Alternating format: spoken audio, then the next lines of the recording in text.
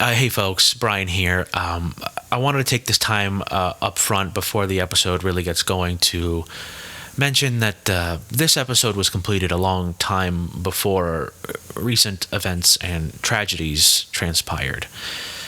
We here at the feed feel this episode about the storied history of canned hams and their cultural legacy is still worthy of release, but I guess this is just a heads up if you're sensitive to reminders. Okay, that's it. On with the show.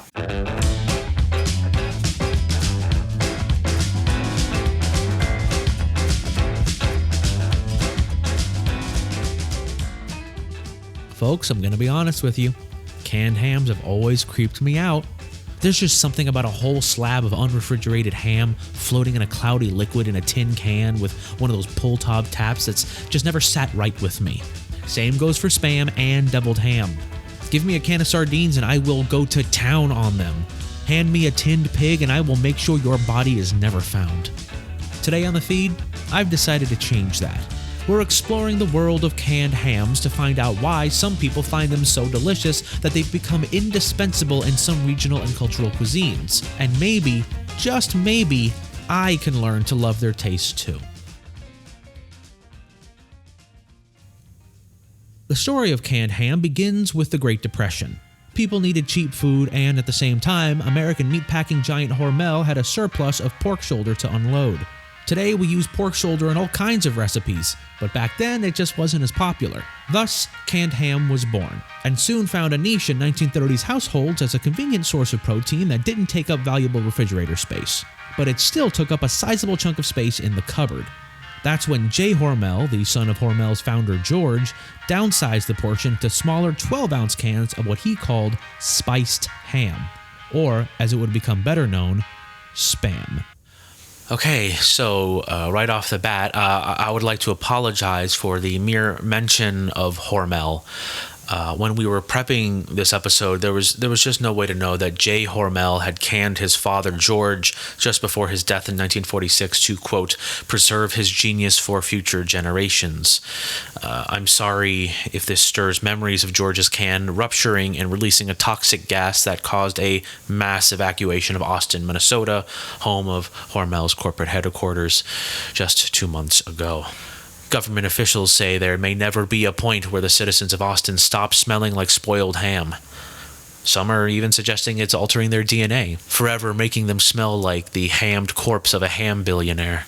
To those who have been tainted by the canned corpse of George Hormel, we offer our sincerest apologies. Back to the show. Spam was a hit, especially among American housewives. The reaction was more mixed among our boys fighting in World War II, though. Spam's long shelf life made it a wartime dietary staple for American soldiers, many of whom quickly grew to despise the revolutionary meat. But not everyone hated it. In fact, parts of the globe where US soldiers were stationed still have a long abiding love of Spam that has only grown and evolved ever since. Specifically, Hawaii. Hi folks, Brian here again. As I'm sure you're aware, Hawaii floated away from its usual spot. It was last seen somewhere off the coast of Suriname shortly after squeezing through the Panama Canal.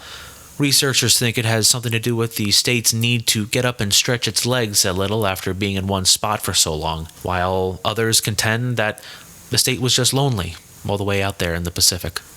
Both valid theories.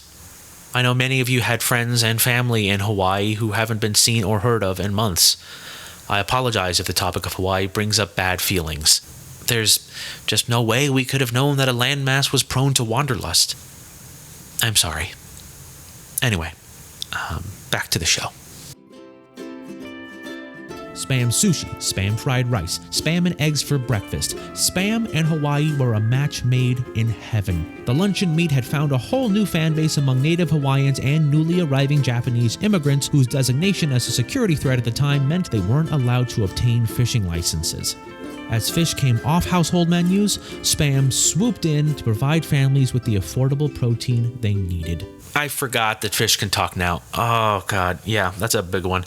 Honestly, it's kind of the least of our worries, but still, I think we can all agree that some of the things they say are unnervingly prescient.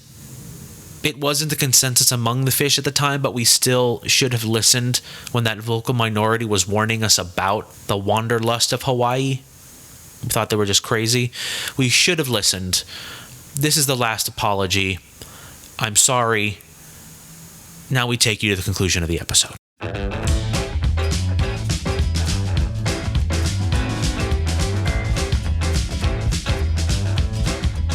Canned hams are sacred to some, derided by others. Look no further than to me as evidence of the latter. But whether you or I like its taste doesn't mean that it hasn't been a saving grace for millions who would have otherwise starved. But only thinking of it as an affordable source of protein for the poor does a disservice to its following. Canned ham love transcends class. Spam in particular. There are Spam festivals all across the country that celebrate the beloved mysterious meat, and it's even started showing up on the menus of upscale New York restaurants run by Asians and Pacific Islanders for whom Spam has always been a normal part of life. There's a reason Spam has broken sales records every year for the past 7 years. Despite its vocal detractors, canned hams are a beloved dietary staple that will never go away.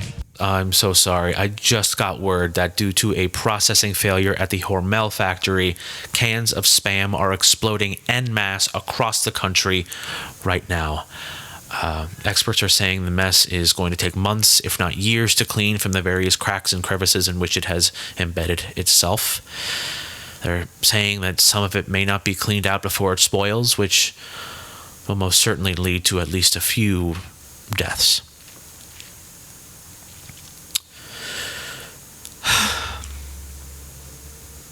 I just wanted to do an episode about canned ham. I'm so sorry.